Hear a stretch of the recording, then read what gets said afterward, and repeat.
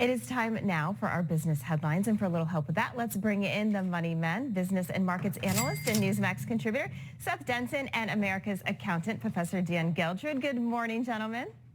Hey, good morning, Allie.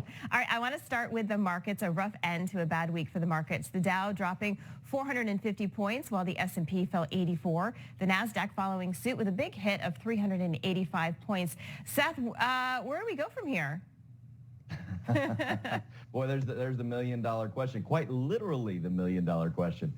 Listen, I think that the markets are finally waking up to reality, the world that the rest of us have had to live in for a while. It's interesting, if you look at what the markets have done over the last week and really over the last month since we turned the calendar, the NASDAQ has given up almost all of its gains from last year. We're less than 2 points away from the NASDAQ giving it up. Obviously, it's heavy tech stocks. Those are the first to go when investors start to look at reality. They start to look at stocks that are overvalued, and I think that's just what's happening.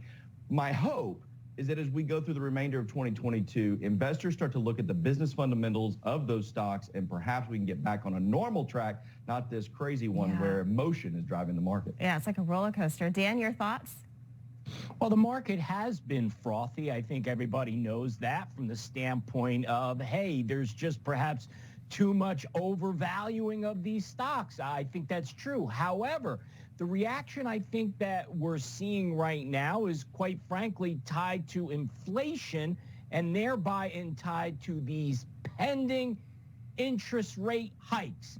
And I think that's what really has a lot of uncertainty in the minds of investors, because if there's going to be 3, 4, 5, 6, there's a lot of numbers out there as to how much or how far the Fed will go here, really as investors concerned, and they're pulling back. And let's see where these interest rate hikes go, because there may be a flight to safety coming up. Yeah, I was talking to a friend who does mortgages, and she said they're gearing up, for those interest rates to go up.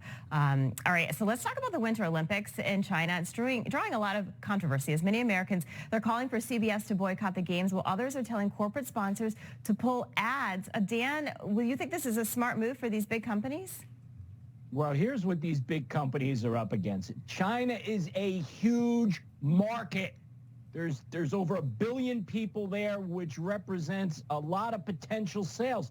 So you have these large companies that are really going to be hesitant about doing any type of boycotting, because as we know, China does not take these things lightly. They get insulted pretty easily. And I think corporations are very in tune with that fact.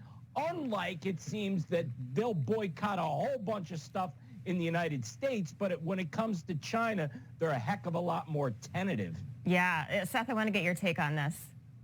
Yeah, listen, I think that this just shows that maybe these companies aren't as woke as we thought they just might be, right? This is all about the dollar. These are companies that recognize that I think these companies make these decisions specifically in the United States, right, pulling out of Georgia and things like that they did early on in the year.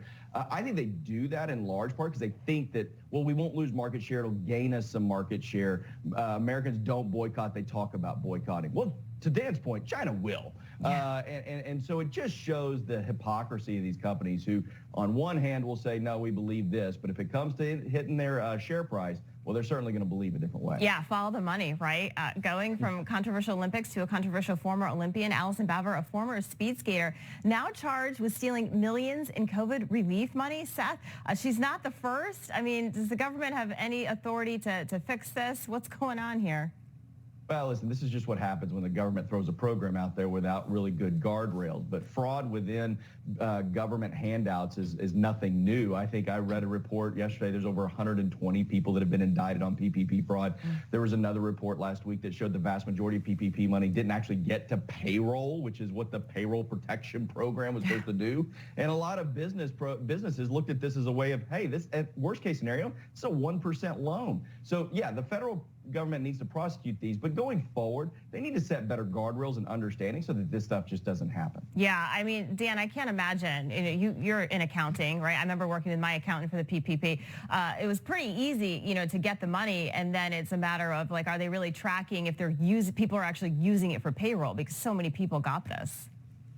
The government, to be honest and to be fair, was in a tough spot because they had to move quickly. So This program was really based upon the honor system. And when you do something like that with billions of dollars, well, you're going to have fraud. I saw a report that said there could be up to $100 billion worth of fraud. That is a lot of money.